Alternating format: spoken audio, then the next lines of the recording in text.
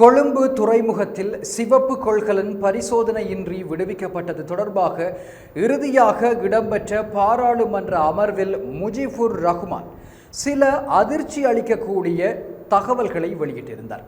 தற்பொழுது அதே தகவல்களை வெளியிட்டு அந்த கொள்கலன் விடுவிப்பினால் தேசிய பாதுகாப்புக்கு அச்சுறுத்தல் ஏற்பட்டுள்ளதா, சுகாதாரத்திற்கு அச்சுறுத்தல் ஏற்பட்டுள்ளதா என்பது தொடர்பில் ஸ்திரமாக எதுவும் கூற முடியாது என்று தெரிவித்திருக்கின்றார் அமைச்சரவை பேச்சாளர் அமைச்சர் நலிந்த ஜெயதிச. கொழும்பு துறைமுகத்தில் வந்திறங்கிய 300 சிவப்பு கொள்கலன்களில் ஆயுதங்கள் இருந்ததாகவும் அதனை பரிசோதனைகள் எதுவுமின்றி NPP அரசாங்கம் விடுவித்திருந்ததாகவும் பாராளுமன்ற உறுப்பினர் ராமநாதன் அர்ச்சுனா குற்றச்சாட்டொன்றை முன்வைத்திருந்தார். பாராளுமன்றத்தில் இடம்பெற்றிருந்த போக்குவரத்து ஆணைக்குழு திருத்தச் சட்டம் மூலம் மீதான விவாதத்தில் உரையாற்றும் போது இந்த விடயத்தை அவர் குறிப்பிட்டிருந்தார். அதனை அடுத்து குறித்த விடயம் அரசியல் வட்டத்தில் பெரும் பரபரப்பை ஏற்படுத்தியிருந்தது.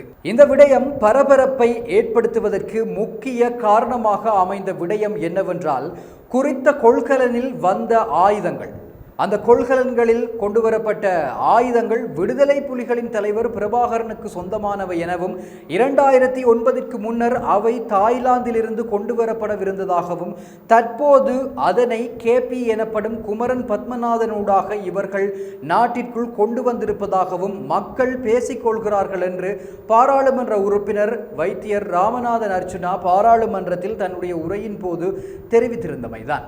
இதனை அடுத்து சுதாகரித்து கொண்ட மஹிந்த தரப்பு தன் பங்குக்கு அரசுக்கு அழுத்தத்தை கொடுக்கும் விதமாக ஒரு அறிவிப்பை வெளியிட்டது. அதாவது, கொழும்பு துறைமுகத்திலிருந்து விடுவிக்கப்பட்ட 323 கொள்கலன்களில் விடுதலை புலிகளின் தலைவர் பிரபாகரனின் ஆயுதங்கள் இருந்தனவா அல்லது அதற்குள் இருந்தவை என்ன என்பது பற்றி அரசாங்கம் தெளிவுபடுத்த வேண்டும் என ஸ்ரீலங்கா பொதுஜன பெரமுன கட்சியின் நாடாளுமன்ற உறுப்பினர் TV சாணக்க ஒரு அறிவிப்பை வெளியிட்டிருந்தார். அப்போது அந்த கொள்கலன்களில் ஆயுதங்கள் இருந்தனவா, போதைப் பொருட்கள் இருந்தனவா என்பது தொடர்பில் சுங்க அதிகாரிகளும் சந்தேகம் வெளியிட்டிருப்பதாகவும் அவர் குறிப்பிட்டிருந்தார். கொள்கலன்களில் என்ன இருந்தது என்பதனை அரசாங்கம் ஏன் மறைத்து வருகிறது எனவும் அவர் கேள்வி எழுப்பியிருந்தார். இந்த விவகாரம் குறித்து எதிர்க்கட்சி தலைவர் சஜித் பிரேமதாச கடந்த பிப்ரவரி மாதத்திலிருந்து கேள்விகளை எழுப்பி வந்தார். கொழும்பு துறைமுகத்தில் கொள்கலன்கள் விடுவிக்கப்படுவதில் ஏற்பட்ட பாரிய நெரிசல் மற்றும் காலதாமதத்தினால் திருப்பி அனுப்பப்பட்ட கப்பல்களின் எண்ணிக்கை மற்றும் அதனால் அரசாங்கத்திற்கு ஏற்பட்ட நட்டம் குறித்து எதிர்க்கட்சி தலைவர் கேள்வி எழுப்பினார். இதன் காரணமாக நாட்டில் ஏற்பட்டுள்ள பாதகமான நிலைமைகள் குறித்தும் அவர் கேள்வி எழுப்பியிருந்தார் என்பது இங்கே சுட்டிக்காட்டத்தக்கது. இந்த கொள்கலன்களில் உள்ள பொருட்கள் என்ன எனவும் அவற்றை சபைக்கு சமர்ப்பியுங்கள் என்றும் அவை சட்டவிரோதமானவை அல்ல என்றும் மனித நுகர்வுக்கு தகுதியற்றவை அல்ல என்றும் பரிசோதனை மேற்கொள்ளாமல் முடிவு செய்தவர்கள் மற்றும் அவற்றை இறக்குமதி செய்தவர்கள் யார் என்பதையும் சபைக்கு தெரியப்படுத்த வேண்டும் என்றும் இந்த விவகாரம் தொடர்பில் யார் முழு பொறுப்பெடுப்பது என்றும் எதிர்க்கட்சி தலைவர் சஜித் பிரேமதாச கேள்வி எழுப்பியிருந்தார். அத்துடன் இவை சட்டவிரோத கொடுக்கல் வாங்கல்கள் அல்ல என்பதற்கு என்ன உத்தரவாதம் எனவும் சஜித் பிரேமதாச கேள்வி எழுப்பியிருந்தார். இந்த நிலையில் தான் இறுதியாக ஜூன் 30 அன்று இடம்பெற்ற பாராளுமன்ற அமர்வில் சிவப்பு கொள்கலன் விடுவிப்பு குற்றச்சாட்டு தொடர்பில் ஜனாதிபதி அனுரகுமார திசாநாயக்க தப்பிக்க முடியாது என பாராளுமன்ற உறுப்பினர் முஜிபுர் ரஹ்மான் தெரிவித்திருந்தார். இந்த விடயம் தொடர்பில் அவர் மேலும் தெரிவிக்கையில், விசாரணை அறிக்கையின்படி சிவப்பு லேபல் கொள்கலன்கள் பௌதிக பரிசோதனை மற்றும் ஸ்கேன் பரிசோதனைக்கு உட்படுத்தப்பட வேண்டும். மஞ்சள் லேபல் கொள்கலன்கள் மாதிரி பரிசோதனை மற்றும் ஸ்கேன் பரிசோதனைக்கு உட்படுத்தப்பட வேண்டும். பச்சை லேபல் கொள்கலன்கள் ஆவணங்கள் மாத்திரம் பரிசோதிக்கப்பட வேண்டும். இதுதான் சுங்க இடர் முகாமை கொள்கையாக உள்ளது. ஜனாதிபதியால் நியமிக்கப்பட்ட குழுவே இவ்வாறு கூறியுள்ளது. இந்த விடயத்தில் ஏதோ ஒரு மோசடி இடம்பெற்றிருப்பதாக கூறப்பட்டுள்ளது.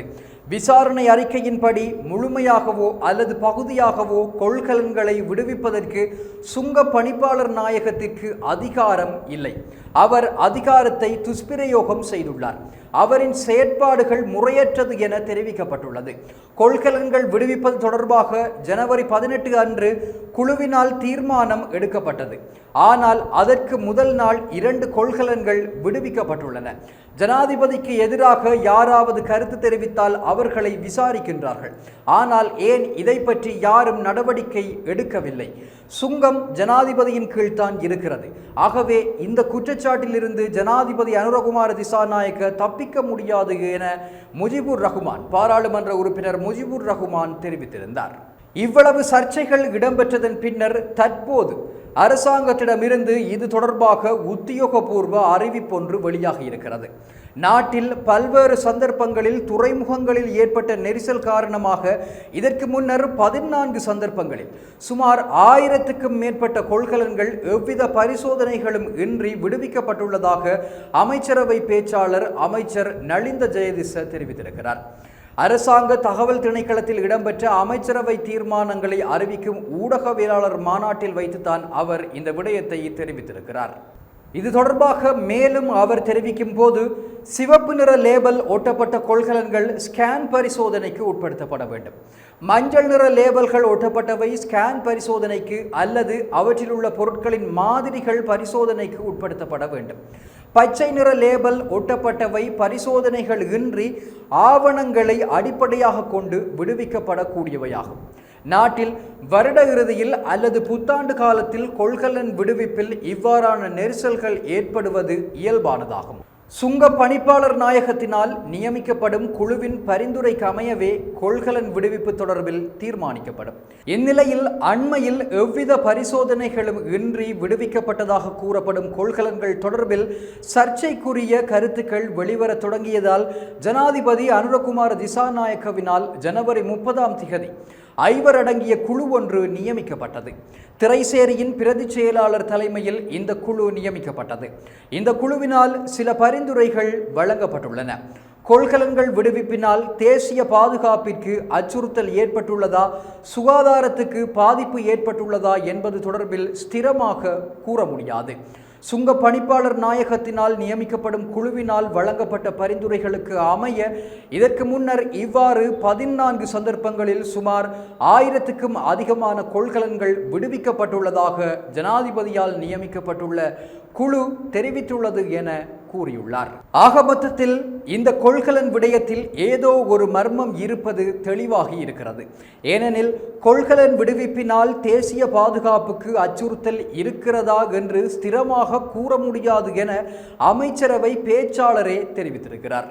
நாட்டிற்குள் கொண்டு வரப்பட்ட ஒரு கொள்கலனுக்குள் என்ன இருந்தது, அவை எங்கே கொண்டு செல்லப்பட்டன, யார் அவற்றுக்குரியவர்கள் என்பது போன்ற தகவல்களை ஆராய முடியாத நிலையில் அரசாங்கம் இருக்கிறதா என்கின்ற கேள்வி எழுகிறது. அல்லது அவை தெரிந்தும் அவற்றை வெளிப்படுத்தாமல் மறைக்கின்றதா என்கின்ற கேள்வி இதன் மூலம் எழுந்திருக்கிறது.